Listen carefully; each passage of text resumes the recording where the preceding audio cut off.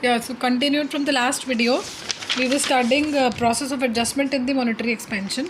So initially मेरा equilibrium यहाँ था, arise in the LM curve पे हम यहाँ से इस point पे आए at the same level of income. Now because इस point पे मेरा goods market equilibrium में नहीं है, disequilibrium होता है, तो then what happens? Interest rate के fall होने से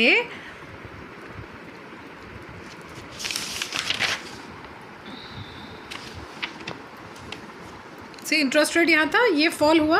इंटरेस्ट रेट के फॉल होने से इन्वेस्टमेंट स्पेंडिंग बढ़ती है, इन्वेस्टमेंट्स बढ़ने से aggregate demand and leading to a run down on inventories. That means output बढ़ता है बेसिकली. तो output start rising and there is a movement up to the LM curve. यहाँ से यहाँ की मूवमेंट स्टार्ट हो जाती है, क्योंकि जैसे इनिशियली यहाँ से यहाँ आते हैं, फिर क्योंकि इंटरेस्ट रेट बढ़ता है तो इन्वेस्टमेंट्स बढ़ती हैं. इन्वेस्टमेंट्स के बढ़ने से एग्रीगेट डिमांड बढ़ती है, एग्रीगेट डिमांड आउटपुट बढ़ाता है, यहाँ से यहाँ आउटपुट आता है, तो हम इक्विलिब्रियम की तरफ मूव कर जाते हैं. And finally we are at the equilibrium point of E2 and then IS और LM का दोबारा से इंटरसेक्शन, मतलब हमारा equilibrium level of rate of interest and income. So we move from Y1 to Y2 this way. मतलब ये पूरा adjustment process, the round of adjustments पूरा आपको समझाया गया है. ठीक है. So finally what we did, open market operations की जो इफेक्टिवनेस है मॉनेटरी पॉलिसी की इन changing the level of income, वो दो चीज़ों पे डिपेंड करती है. एक तो दो चीज़ों in the sense, sorry, LM curve के स्लोप पे डिपेंड करती है. And slope can be in two types, either it is flat और steeper. So when it is flat, जिसका मतलब डिमांड फॉर मनी सेंसिटिव है बहुत ज़्यादा रेट ऑफ इंटरेस्ट का, मतलब कि any change, given change in the supply of money can easily be observed by the asset market, and with a very small in the change of rate of interest, there will be a little effect on the level of investment. इसीलिए LM curve relatively flat होगा. तो वो open market operation से money supply पे क्या effect पड़ता है हम वो देख रहे हैं. जब LM कर्व फ्लैटर होता है, इसका क्या मतलब है? LM कर्व फ्लैटर का मतलब कि इंटरेस्ट रेट का ज़्यादा इम्पैक्ट जो डिमांड फॉर मनी है, that is very much sensitive to the rate of interest. Sensitive to rate of interest का मतलब थोड़ा सा भी रेट ऑफ इंटरेस्ट के चेंज होने से डिमांड और फॉर मनी पे इम्पैक्ट ज़्यादा पड़ता है. तो and another is when LM curve is relatively steeper, that is demand for money is not very sensitive to the rate of interest. rate of interest के change होने से demand for money में ज़्यादा effect नहीं पड़ता है. any given change in the supply of money can lead to a large change in the rate of interest, thus in the level of investment. Right? So the question pertaining to this topic can come, explain with an example of IS-LM diagram and impact of increase in supply of money on the level of income and interest rate. This is the increase in supply of money. इसका impact बताना है आपको interest rate पे और level of income पे. So you will have to explain the process of open market operation. No need to mention all this. The process of adjustments separately देने की ज़रूरत इसमें नहीं है. ठीक है. Another is transmission process. Transmission process का मतलब द स्टेजेस किस तरीके से चेंज होता है. देर आर 2 स्टेजेस जो कि ट्रांसमिशन मैकेनिज्म में है. What is the transmission process? It is the mechanism by which the changes in the monetary policy, किस तरीके से it influence the aggregate demand and ultimately income. जैसे हमने पढ़ा मॉनेटरी पॉलिसी की में चेंज होने से क्या होता है, मनी सप्लाई इफेक्ट होती है. मनी सप्लाई से हमारा LM कर्व शिफ्ट हुआ. LM कर्व शिफ्ट होते ही रेट ऑफ इंटरेस्ट कम हुआ. रेट ऑफ इंटरेस्ट कम होने से इन्वेस्टमेंट बढ़ी, इन्वेस्टमेंट से फिर aggregate demand and thereby income level. देखो यहाँ पर एक बॉक्स बना हुआ है, ये आपको यही समझाएगा. सप्लाई ऑफ मनी चेंज हुई, मॉनेटरी पॉलिसी का मतलब सप्लाई ऑफ मनी चेंज हुई. सप्लाई ऑफ मनी, ये हमने जो अभी लास्ट टॉपिक पढ़ा ना डायग्राम से, ये उसी को थोड़ा और एक्सप्लेन किया है. लोगों ने अपनी एडजस्टमेंट्स करी, that means they don't want too much. Supply of money बढ़ी तो वो बैंक में ज़्यादा पैसा नहीं रखना चाहते, वो और एसेट्स खरीदते हैं, जिससे रेट ऑफ इंटरेस्ट फॉल कर जाता है. रेट ऑफ इंटरेस्ट फॉल करने से एग्रीगेट स्पेंडिंग या इन्वेस्टमेंट में चेंज आते हैं, इन्वेस्टमेंट के चेंज होने से एग्रीगेट डिमांड में चेंज आता है, एग्रीगेट डिमांड के चेंज होते ही आउटपुट बढ़ जाता है, आउटपुट में चेंज आता है. ऑलराइट, यही चीज़ यहाँ पे एक्सप्लेन करी हुई है. You can have a reading of all this. Now see effects of monetary policy. So monetary policy में दो एक्सट्रीम केसेस हो सकते हैं. ये तो जो हमने पढ़ा कि मॉनेटरी पॉलिसी एम्प्लॉय करने से हमारा किस तरीके से आउटपुट और इनकम लेवल में चेंज आ जाता है, इंटरेस्ट रेट कम हो जाता है. नाउ ज़रूरी नहीं है कि हमेशा ऐसा हो. Sometimes we come across a case of liquidity trap as well. ज़रूरी नहीं है कि हर वक्त मनी सप्लाई को एम्प्लॉय करने से, चेंज करने से, थ्रू द इम्प्लीमेंटेशन ऑफ या through the employment of monetary policy, ज़रूरी नहीं है कि इंटरेस्ट रेट या लेवल ऑफ इनकम चेंज हो. There is a situation of liquidity trap जहाँ पे हमारा ये जो हमने यहाँ देखा इनकम लेवल ऑफ और इंटरेस्ट रेट चेंज हो जाता है, ये नहीं होता है in case of liquidity trap. वो भी सिचुएशन आ सकती है. वो कब आती है, let's see. In the operation of monetary policy, there can be two extreme cases as well. First is liquidity trap and another is the classical range. ये हम पढ़ेंगे कब. दो देखो इस डायग्राम से अंडरस्टैंड करो. एक है लिक्विडिटी ट्रैप, जब यहाँ पर होता है कि मेरा LM curve money supply change होने से शिफ्ट नहीं हुआ. हमने यहाँ क्या देखा था कि मनी सप्लाई चेंज होने से LM कर्व शिफ्ट हो जाता है, जिसकी वजह से ही मेरा इंटरेस्ट रेट फॉल करता है और इनकम बढ़ती है. अगर LM कर्व ही शिफ्ट नहीं होगा तो ये दोनों सिनेरियो भी पॉसिबल नहीं है. सो लेट्स सी, यहाँ पर इस सिचुएशन को बोलते हैं लिक्विडिटी ट्रैप, क्योंकि मेरा LM कर्व जो है वो शिफ्ट नहीं हुआ. Now let's have a reading once. Keynes ने सजेस्ट किया था, he said in his book general theory of employment, interest and money, that when we employ monetary policy तो there exists a possibility of liquidity trap as well.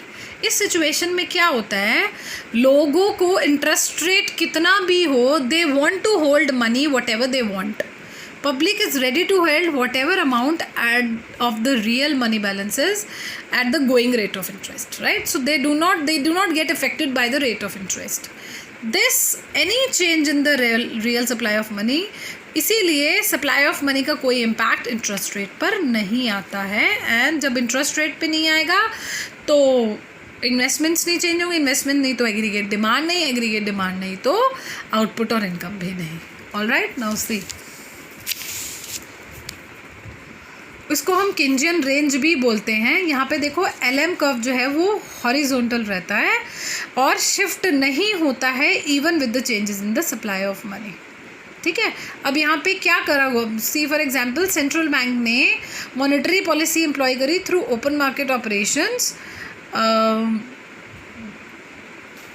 यहाँ पर. But लेकिन generally क्या होता है, ओपन मार्केट ऑपरेशंस एम्प्लॉय करते हैं तो LM कर्व शिफ्ट हो जाता है राइट पे. बट यहाँ पे it's totally ineffective either in changing the rate of interest और the level of income in the equity trap. क्यों? क्योंकि LM कर्व शिफ्ट नहीं हुआ है, इट इज़ हॉरिजॉन्टल. तो इक्विलिब्रियम मेरा E1 पे रहा. तो लिक्विडिटी ट्रैप में क्योंकि इंक्रीज इन मनी सप्लाई, जितनी भी सप्लाई बड़ी लोगों ने, they wanted to hold, they do not want to, they want to hold idle cash, right? They have not invested anywhere, so monetary policy is totally ineffective in changing the level of income. हमने इससे वाले topic में पढ़ा था ना कि लोग क्या करते हैं, क्योंकि पैसा जो है अदर एसेट्स में लगाते हैं बिकॉज ऑफ मनी सप्लाई उनके पास बढ़ जाती है, तो जिससे रेट ऑफ इंटरेस्ट कम हो जाता है. यहाँ पे क्योंकि people are not interested, that is what it is called as liquidity trap. क्योंकि people are not interested to invest their money somewhere else, they want to hold idle cash, जिस वजह से इंटरेस्ट रेट फॉल नहीं होता है. Interest rate fall नहीं होने की वजह से मतलब we do not experience both the situation of interest in fall in the interest rate and the income level as well. So LM curve मेरा शिफ्ट नहीं होता है इसीलिए. So question asked is discuss the concept of liquidity trap. Does monetary policy work in this case? So monetary policy is totally ineffective in case of liquidity trap, either in changing the rate of interest or the level of income in this situation. All right. So next another case is the classical range. देखो यहाँ पे क्या हुआ था, हमने ये देखा था लिक्विडिटी ट्रैप था कि LM कर्व जो है वो मेरा हॉरिजॉन्टल रहा. अब यहाँ पे देखो क्या हुआ, LM कर्व आगे मूव करा, यहाँ मेरा LM कर्व वर्टिकल हो गया क्योंकि इसने शिफ्ट तो ये हुआ but it's vertical, so money supply होने से यहाँ पे शिफ्टिंग हुई. This case is called as classical range. Now see what happens in this. It is in total contrast to the horizontal LM curve. LM यहाँ पे क्या हो जाता है, वहाँ horizontal था, यहाँ पे LM curve vertical हो जाता है. LM curve की इक्वेशन हमने पढ़ी थी लास्ट चैप्टर में, M/P KY. K और H क्या थे यहाँ पे, K was the degree of responsiveness to the level of income and H was the degree of responsiveness to the level of interest. तो इनकम में से जो लोग पैसा डिपॉजिट करा देते हैं इंटरेस्ट की वजह से जितनी रिस्पॉन्सिवनेस होती है वो लेस कर देते हैं, तो हमारा आ जाता है सप्लाई ऑफ मनी. और LM we can say, so when H is zero, अगर H ज़ीरो होगा तो demand for money does not depend on the rate of interest ना. जब H इज़ ज़ीरो हो जाएगा तो ये इंटू ज़ीरो मतलब ज़ीरो हो गया, तो interest of rate of interest पे हमारी डिमांड नहीं डिपेंड करती है. उस केस में क्या होगा, मनी सप्लाई के चेंज होने से there will be a unique level of income. LM curve जो है वो वर्टिकल हो जाएगा at that particular level of income. Hence the demand for real balances is independent of the rate of interest. Initial equilibrium takes place at point E2 where LM1 and IS2 curve intersect. With the increase in money supply, the vertical range of LM curve shifts to LM2. Hence, the equilibrium move कर जाता है E2 से E3, resulting in the rise in income and a fall in rate of interest. Now see, यहाँ पर ये vertical LM curves है. इस point से E2 पॉइंट से हम E3 पॉइंट पे आ जाते हैं, तो हुआ क्या, थोड़ा सा falling in rate of interest and increase in income. But क्योंकि हमने एज्यूम करा था कि हमारा देखो E2 लेवल पे ये था, E3 लेवल पर ये हो गया, तो falling in the interest rate. और इसको यहाँ मैं देखूँ तो इंक्रीज इन इनकम. अब डायग्राम देखा, अब एक बारी दोबारा से पढ़ते हैं तो और अच्छा समझ में आएगा आप लोगों को.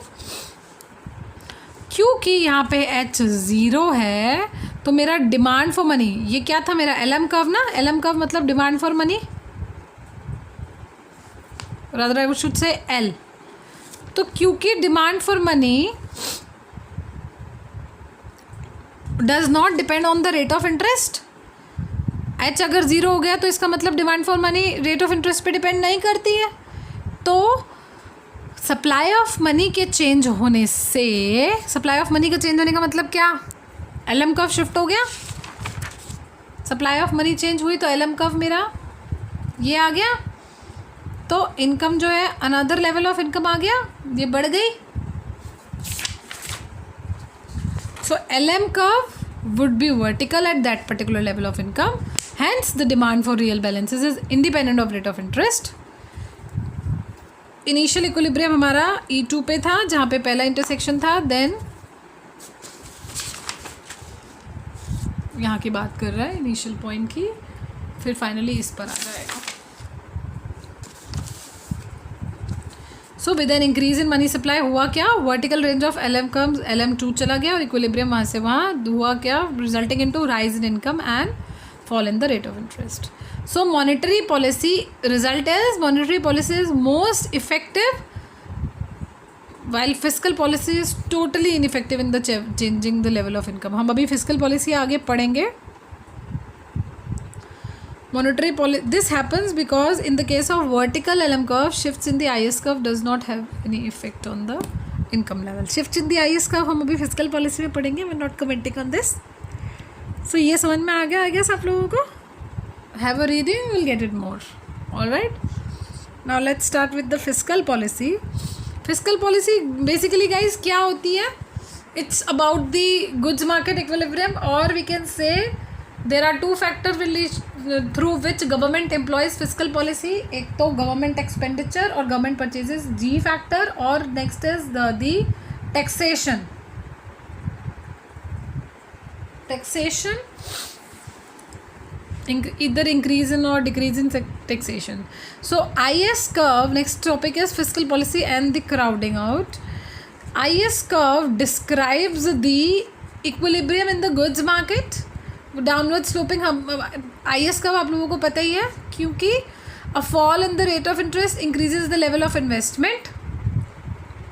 And then thereby aggregate demand and output level, जहाँ पे there is an equilibrium in the goods market. IS equation इस तरीके से हमने पढ़ी थी। ये क्या होता है? मल्टीप्लायर। हमने ये इक्वेशन पढ़ी थी बेसिकली, 1/1 - C 1 - T, A जो ऑटोनोमस कॉम्पोनेंट्स होते हैं माइनस BI। ये इक्विलिब्रियम इक्वेशन आई थी IS कर्व की। सो इसकी जगह पे हमने क्या लिखा था? ये मल्टीप्लायर को डिनोट करता है। तो फाइनली इक्वेशन क्या बनी? Multiplier A autonomous A minus BI।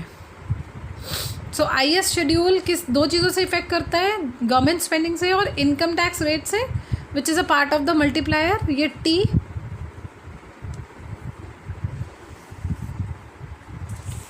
No C physical expansion और rise in government spending. Government expenditure increase होने से, ये मेरा LM कर्व है, ये इनिशियल IS कर्व है। गवर्नमेंट एक्सपेंडिचर इंक्रीज होने से ये मतलब एक्सपेंशनरी फिजिकल पॉलिसी हुई, जैसे मैंने पहले बताया था। Level of government spending is an important component of autonomous spending. Now this is physical expansion due to increase in government spending. G बढ़ा तो IS कर्व यहाँ से यहाँ चला गया। इनिशियली Y1 था, अब Y2। अब इसको हम ऐसे स्टडी करेंगे। Let's see, there are 3 equilibrium points. देखो ये वाला पॉइंट, फिर ये वाला पॉइंट, बट इस पॉइंट पे क्या होता है? मनी मार्केट इक्विलिब्रियम नहीं अचीव होता है, इसीलिए फिर हम यहाँ से इस पॉइंट पे जाते हैं। इस पॉइंट पे गुड्स और मनी मार्केट इक्विलिब्रियम दोनों अचीव हो जाते हैं at this interest rate and this level of income. Alright, यहाँ पॉइंट पे इनकम बढ़ जाती है, बट इंटरेस्ट रेट की वजह से यहाँ पे मनी मार्केट इक्विलिब्रियम अचीव नहीं हो पाता है। सी लेट इनिशियल इक्विलिब्रियम हमारा इस पॉइंट पे आया। Just a second,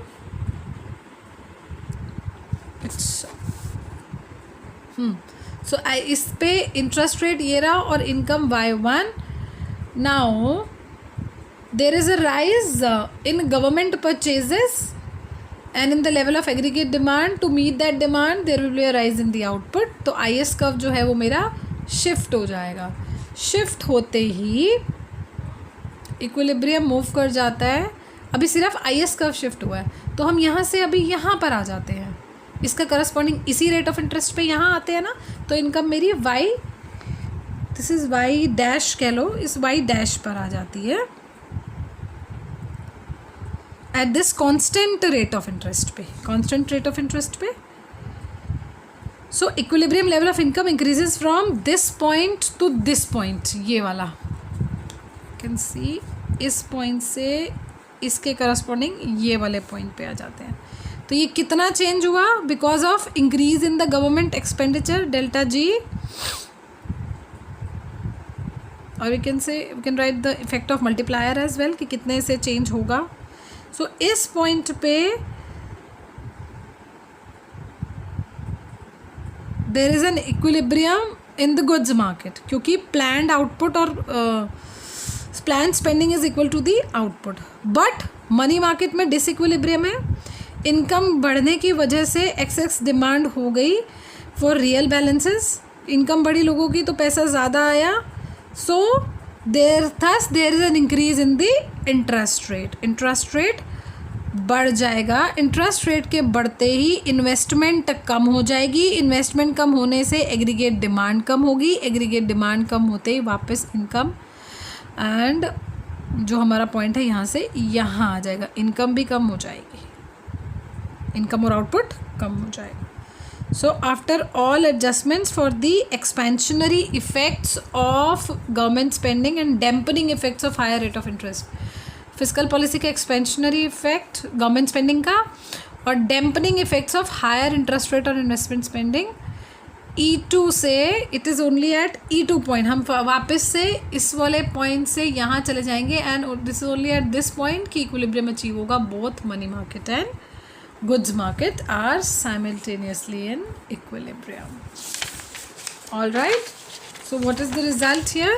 That fiscal expansion leads to increase in income, but increase in the interest rate dampens the expansion. इसका क्या मतलब है कि fiscal policy बढ़ने से income तो बढ़ गई, लेकिन जब interest rate बढ़ता है तो वो expansion को फिर से कम हो जाता है। देखो यहाँ पे देखा ना, डेल्टा जी से गवर्नमेंट एक्सपेंडिचर बढ़ा, आईएस कर्व शिफ्ट हुआ तो इनकम उतने से ही बढ़ी, ये वाला पॉइंट बताया था मैंने, वाई से वाई टू इतनी इनकम बढ़ी। लेकिन जब इंटरेस्ट रेट बढ़ा तो उसने इनकम जितनी इतनी ज़्यादा बढ़ी थी उसको डैम्पनिंग, उसका इफेक्ट जो है वो हैड अ डैम्पनिंग इफेक्ट पड़ा था ना यहाँ पे, तो उस higher interest rate had a dampening effect on the income level, तो वो थोड़ा सा उसने इनकम कम करी जिससे कि हम वापस बोथ द मार्केट्स के इक्विलिब्रियम पॉइंट पर आ गए। Alright, but increase in the interest rate dampens the expansion. Now the effects of fiscal policy पढ़ा देती, क्राउडिंग आउट का पॉइंट बीच में एक बार छोड़ रही हूँ, अभी इसके बाद कराऊंगी, क्योंकि जैसे हमने लास्ट में इफेक्ट ऑफ मॉनेटरी पॉलिसी पढ़ा ना, 2 केसेस में liquidity trap and classical range, similar exist here as well. Fiscal policy का इफेक्ट क्या होता है in liquidity trap and the classical range और क्लासिकल केस जो हमने पहले पढ़ा था।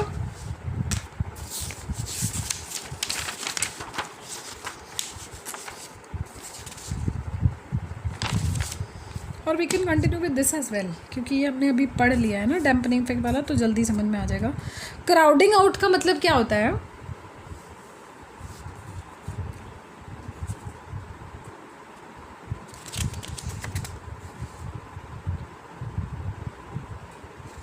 क्राउडिंग आउट यहाँ पे ये एक्सप्लेन कर रहा है कि इंटरेस्ट रेट की बढ़ने की वजह से ना उस गवर्नमेंट स्पेंडिंग बढ़ी तो इनकम बढ़ी, फिर just a second, I'll make you understand this way, just have a reading, फिर उस ज़्यादा अच्छे से समझ में आएगा। अ कंपैरिजन, हमने लास्ट फिगर में देखा, comparison between the equilibrium in the goods market at point E2 and E reveals due to expansionary effects of government spending, जितने से डेल्टा G था गवर्नमेंट स्पेंडिंग बढ़ी थी, इनकम बढ़ जाती है Y2 और Y डैश।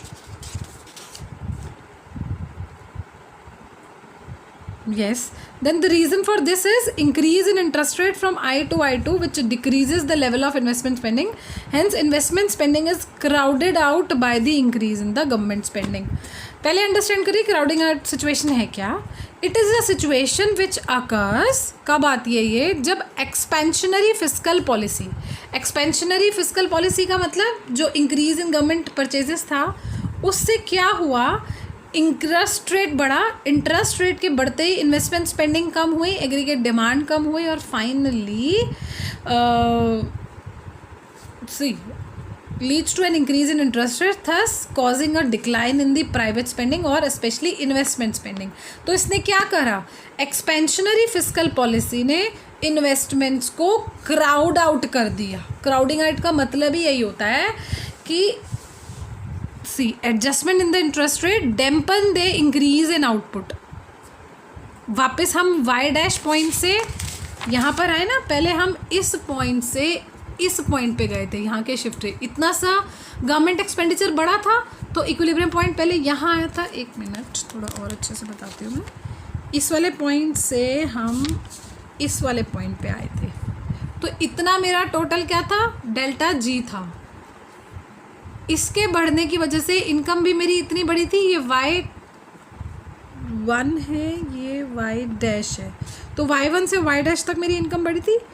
लेकिन फिर हुआ क्या, अब इंटरेस्ट रेट हमारा इस पे यहाँ था, अब क्योंकि इंटरेस्ट रेट जब बढ़ा due to rise in the interest rate मेरी इन्वेस्टमेंट्स कम हो गई, तो मेरा जो इंक्रीज इन इनकम था, ये इंटरेस्ट रेट बढ़ने की वजह से मेरी क्या होती है, इन्वेस्टमेंट स्पेंडिंग कम हो जाएगी। भाई इंटरेस्ट रेट बढ़ता है तो लोग इन्वेस्टमेंट कम करते हैं ना, दैट इज़ वाई वी से कि इंटरेस्ट रेट बढ़ने की वजह से इन्वेस्टमेंट कम हुई, इन्वेस्टमेंट कम होते ही एग्रीगेट डिमांड कम हुआ एंड देन आउटपुट कम हो गया, तो इतनी इन्वेस्टमेंट जो है वो मेरी क्राउड आउट हो गई because of increase in the fiscal, और we can say increase in this government expenditure.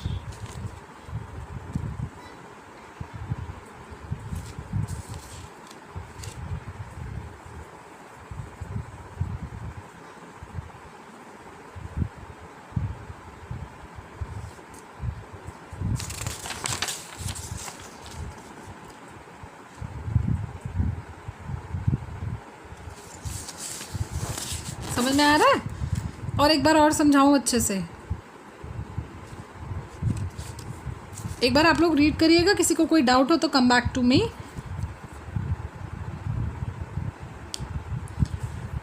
Initially equilibrium जब यहाँ था तब हमारे IS लेवल IS कर्व के अकॉर्डिंगली हम इनकम इंक्रीज इन इनकम कितनी हुई, y से ये y डैश, y1 से y dash, but interest rate बढ़ने की वजह से हमारी जो इनकम का इनकम कितनी बढ़ती है, यहाँ से इस वाले पॉइंट पे, ये वाले इक्विलिब्रियम की जब मैं बात करूँ तो ये यहाँ आता है। तो एक्सपेंशनरी पॉलिसी सिर्फ इनकम को यहाँ से यहाँ ला रही है। इनिशियली हम यहाँ से यहाँ पहुँचे थे रादर, लेकिन इंटरेस्ट रेट की वजह से यहाँ से यहाँ आ रहा है, तो इतनी इन्वेस्टमेंट्स मेरी क्राउड आउट हो रही है basically. This is why it is called as crowding out. अब एक बार दोबारा पढ़ो, क्राउडिंग आउट क्या हो रहा है?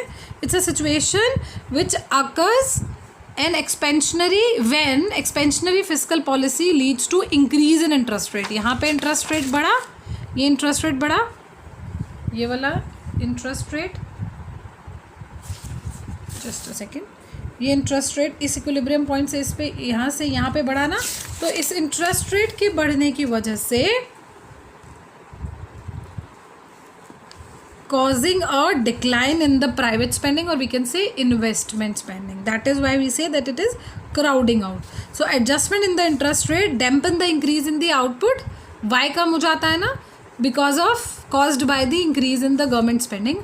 Higher the rise in the interest rate, government spending की वजह से जितना ज़्यादा interest rate बढ़ेगा, more will be the crowding out. So जैसे पहले पढ़ा था हमने crowding out again, यहाँ पे हमने पढ़ा था ना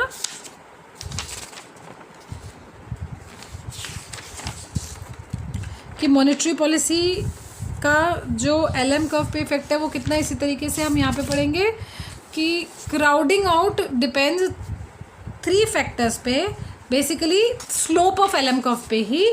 अगर स्लोप कैसा है डिपेंड करता है उतनी ही क्राउडिंग आउट होगी। अगर तो स्लोप मेरा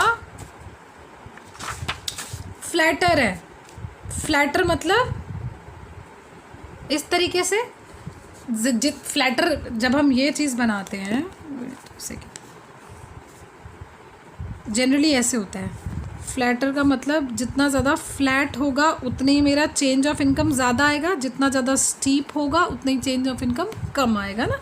सो flatter the LM curve, higher will be the increase in income and lower will be the increase in the interest rate.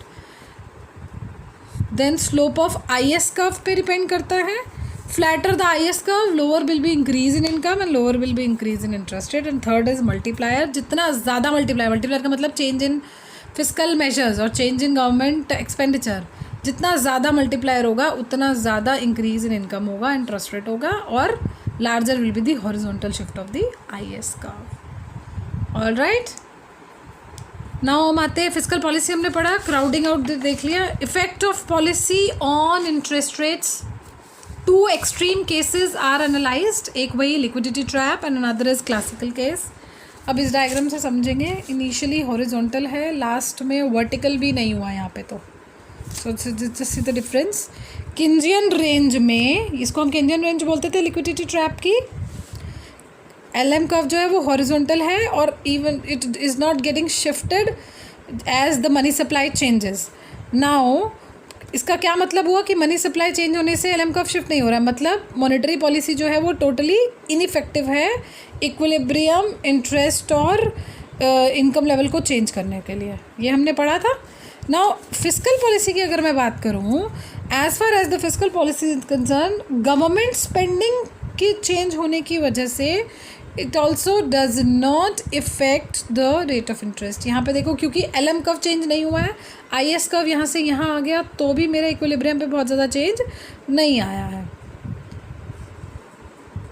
Rate of interest पे नहीं आया ना, लेकिन इनकम तो हम देख सकते हैं बढ़ गई। LM कर्व था, IS कर्व शिफ्ट हुआ, तो IS कर्व के शिफ्ट होने से इनकम लेवल मेरी बढ़ गई। सो मॉनेटरी पॉलिसी का क्या इफेक्ट हुआ, फिजिकल पॉलिसी का क्या इफेक्ट हुआ, हम फिजिकल पॉलिसी के इफेक्ट्स पढ़ रहे हैं। गवर्नमेंट स्पेंडिंग बढ़ने की वजह से IS कर्व चेंज हो गया, तो इंटरेस्ट रेट ऑफ इंटरेस्ट तो चेंज नहीं हो पाया, लेकिन इनकम लेवल बढ़ गई। नाउ सी, हाँ यहाँ से IS1 से IS2 पे हम आए, इक्विलिब्रियम शिफ्ट हो गया E1 से E2 पे, leading to increase in the income level. However क्योंकि इंटरेस्ट रेट इज़ अनचेंज्ड तो इन्वेस्टमेंट भी सेम रहेगी. इंटरेस्ट रेट चेंज नहीं हुआ, ना तो इन्वेस्टमेंट बढ़ेगी ना कम होगी, तो LM कर्व जो होगा वहाँ पे हॉरिजॉन्टल हो जाएगा आगे जा कर के. सो नाउ आगे जाके जब इन्वेस्टमेंट चेंज नहीं हुई तो LM कर्व भी सेम रहेगा. LM कर्व हॉरिजॉन्टल हो गया. Now increase in government expenditure से हुआ क्या, IS कर्व फिर यहाँ से यहाँ शिफ्ट हो गया.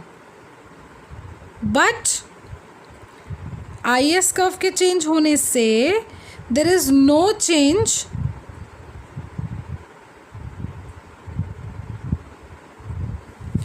आई गेस. ये वाला तो मैं पढ़ा चुकी हूँ ना. This is the another case. हम अभी ये किंजियन वाला पढ़ रहे हैं. Just a second. This is what Keynesian range बोलते हैं इसे हम. और liquidity trap. So liquidity trap हमने पढ़ रही है. अब मैं सेकेंड पढ़ा रही हूँ. एक बार बुक से देखते हैं पहले. सी, सो गवर्नमेंट स्पेंडिंग एक्सचेंज होने से हमारा इंटरेस्ट रेट पे कोई फ़र्क नहीं पड़ता है, लेकिन लेवल ऑफ इनकम बढ़ जाएगी.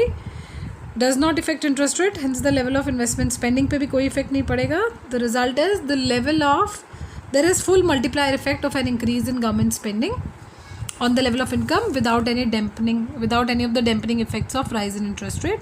क्योंकि राइज ऑफ इंटरेस्ट है हो ही नहीं रहा है, तो डैम्पनिंग इफेक्ट भी नहीं आएगा और क्राउडिंग आउट भी नहीं है. जैसा हमने लास्ट में पढ़ा, क्राउडिंग आउट क्या हो रहा था, इंटरेस्ट रेट बढ़ने की वजह से जो मेरी इन्वेस्टमेंट क्राउड आउट हो रही थी और इनकम कम हो रही थी, वो इफेक्ट फिस्कल पॉलिसी से नहीं आता है. राइट, फर्स्ट केस में, लिक्विडिटी ट्रैप केस में. Another is classical case. Classical case में क्या होता है, LM कर्व वर्टिकल हो जाएगा. Now shifting of the IS curve due to expansionary fiscal policy, IS3 से IA4 हो जाता है और इक्विलिब्रियम E3 से E4 हो गया. क्योंकि LM कर्व वर्टिकल है तो हुआ क्या, फाइनली इनकम लेवल सेम रहेगी. इंटरेस्ट रेट I1 से I2 पे चला जाएगा. So this equilibrium does not effect the level of income but raise the equilibrium rate of interest from I1 to I2. Hence vertical LM के case में there is a unique level of income only, जिसमें कि money market equilibrium होगा. There is full crowding out when increase in the rate of interest due to the physical expansion reduces the investment spending. देखो पहले हमने क्या पढ़ा था, crowding out थोड़ी सी थी इन्वेस्टमेंट की. यहाँ पे लिक्विडिटी ट्रैप के केस में कोई क्राउडिंग आउट नहीं थी, बट क्लासिकल केस रेंज में आते आते फुल क्राउडिंग ऑफ इन्वेस्टमेंट हो गई. राइट, क्योंकि इंटरेस्ट रेट बहुत ज़्यादा बढ़ गया तो इन्वेस्टमेंट बिल्कुल क्राउड आउट हो गई. All right, now importance of crowding out is a topic in your book. I'll read it for you. Crowding out का एक अलग से क्वेश्चन आ सकता है आप लोगों को. And the last topic after that is output composition and policy mix. I think this topic is not there in third year. So crowding out 3 जगह पे हमने पढ़ी. एक तो यहाँ देखा हमने क्राउडिंग आउट किस तरीके से हो रहा था, एक हमने यहाँ देखी no crowding out liquidity trap में, और third is full crowding out. So let's see, in an economy where the output is at full employment level, aggregate demand के बढ़ने की वजह से lead to an increase in the price level. और उससे क्या होगा, एग्रीगेट डिमांड बढ़ी, this will reduce the real money balances, और रियल मनी बैलेंसेस कम होंगे तो LM कर्व मेरा लेफ्टवर्ड शिफ्ट हो जाता है. लेफ्टवर्ड शिफ्ट होते ही क्या होता है, मैं इसको इस डायग्राम से भी समझा देती हूँ. No this is not the diagram, ये आपको पहले वाले सिनेरियो से ही समझाया हुआ है. जब LM कर्व लेफ्टवर्ड शिफ्ट होता है तो क्या होगा, इंटरेस्ट रेट बढ़ जाता है until the initial increase in the level of aggregate demand is entirely crowded out.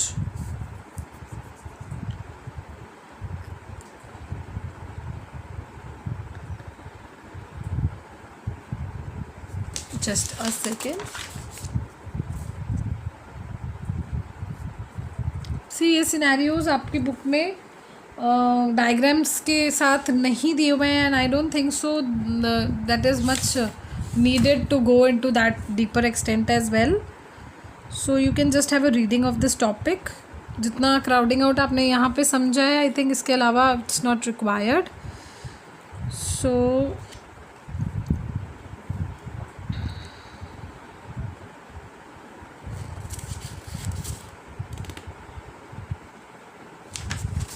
just a second.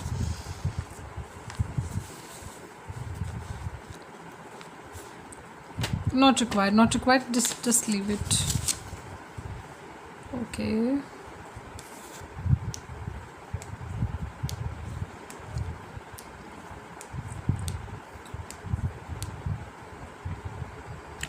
Or I am able to see that this crowding out question has come in the exam with all the 3 scenarios, but they have not given the diagram of first 2 situations. So I'll make you understand this topic with the diagrams later on with the diagrams. All right, so let's go to the another topic, output composition and policy mix. That means they're talking about कि ideal policy mix, कितना monetary policy, कितना expansion of fiscal policy, and then the output composition. Ideally क्या करना चाहिए government को ना. See this table, there is a table given here. It gives a summary of the effects of expansionary monetary policy and the fiscal policy. दोनों के expand होने से क्या effect आता है level of output पे और interest rate पे. These effects are valid as long as the economy is not in a liquidity trap or in the classical situation. क्योंकि दोनों में अलग हो जाता है. हमने देखा था कि fiscal policy expand होने से किस तरीके से interest rate कम होता है, या जो भी scenarios हमने देखे, we have similar consequence in the interest rate and the income level as well. But extreme situations of liquidity trap और क्लासिकल सिचुएशन भी हमने देखी जहाँ पे इंटरेस्ट रेट चेंज नहीं होता है और इनकम लेवल चेंज नहीं होता लेटर ऑन जब वर्टिकल कर्व आ जाता है. तो नाउ सी मॉनेटरी एक्सपेंशन से इक्विलिब्रियम इनकम बढ़ता है और फिस्कल पॉलिसी से भी इनकम इक्विलिब्रियम बढ़ता है. इंटरेस्ट रेट यहाँ कम होता है, बट फिस्कल एक्सपेंशन से इक्विलिब्रियम इंटरेस्ट रेट भी बढ़ जाता है. So ideally what should be done, यहाँ पे यही बात कर रहे हैं ना कि पॉलिसी मिक्स किस तरीके का होना चाहिए. So policy makers can use either fiscal or monetary measures as tools of stabilisation policy. Each policy कुछ ना कुछ कंपोनेंट हिट करती है एग्रीगेट डिमांड का. एग्रीगेट डिमांड के कौन कौन से कंपोनेंट होते हैं, C+I+G. तो फिस्कल पॉलिसी दोनों ही पॉलिसी में कहीं ना कोई कंपोनेंट जो है वो हिट हो जाता है, चाहे वो कंजम्पशन हो, इन्वेस्टमेंट हो या गवर्नमेंट स्पेंडिंग हो, जिससे कि आउटपुट एक्सपैंड हो जाता है. However the composition of the change in the output differs according to the specific policy use. की कितनी क्राउडिंग आउट हो रही है, कितना आउटपुट बढ़ रहा है, ये पर्टिकुलर पॉलिसी पे डिपेंड करता है. So effects of the alternative policies, alternative fiscal policies on the interest rate, consumption, investment, GDP has been summarise. See अगर इनकम टैक्स रेट कम हो जाता है तो कम होने से क्या होता है, मेरा कंजम्पशन बढ़ती है, कंजम्पशन बढ़ती है तो GDP बढ़ता है. एग्रीगेट डिमांड बढ़ेगी, डिमांड से फिर प्रोडक्शन होगा और GDP बढ़ेगा. लेकिन सिमिलरली इंटरेस्ट रेट बढ़ जाता है. इंटरेस्ट रेट बढ़ने की वजह से क्या होता है, मेरी इन्वेस्टमेंट्स कम हो जाती है. इसी तरीके से गवर्नमेंट एक्सपेंडिचर बढ़ने से हमने क्या देखा, इंटरेस्ट रेट बढ़ा, कंजम्पशन भी बढ़ी क्योंकि एग्रीगेट डिमांड बढ़ जाएगी, एंड देन इन्वेस्टमेंट कम हो जाएगी और GDP बढ़ जाएगा. तो यू नीड टू अंडरस्टैंड, जैसे जैसे आप अलग अलग टॉपिक पढ़ते हो तो ये सारे समझ में आ जाएंगे.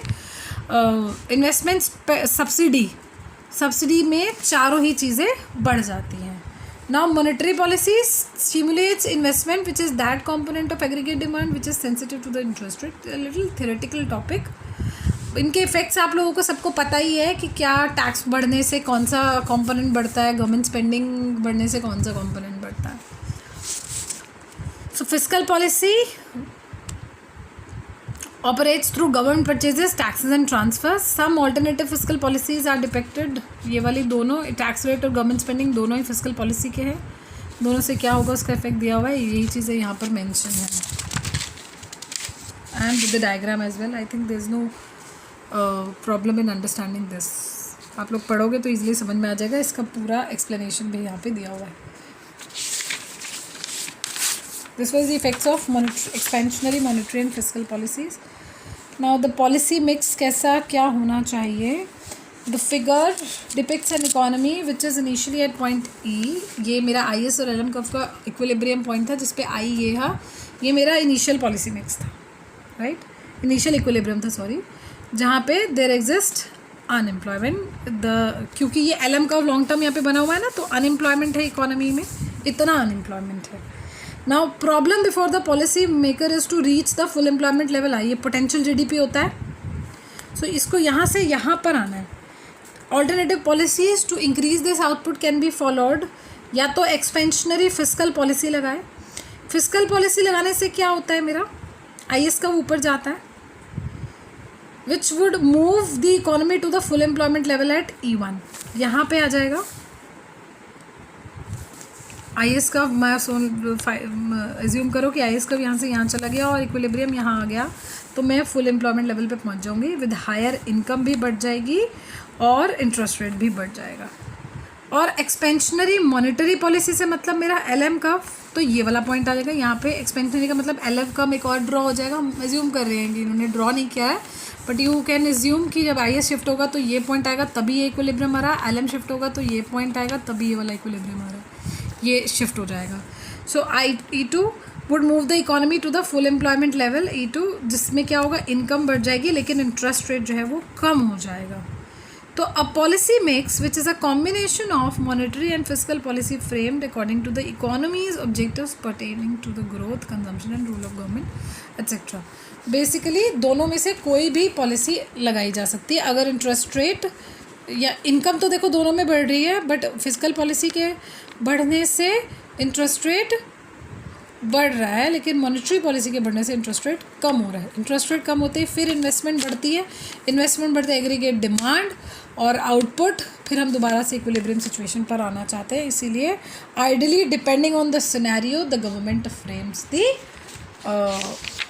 ideal mix of monetary and fiscal policies. All right, thank you.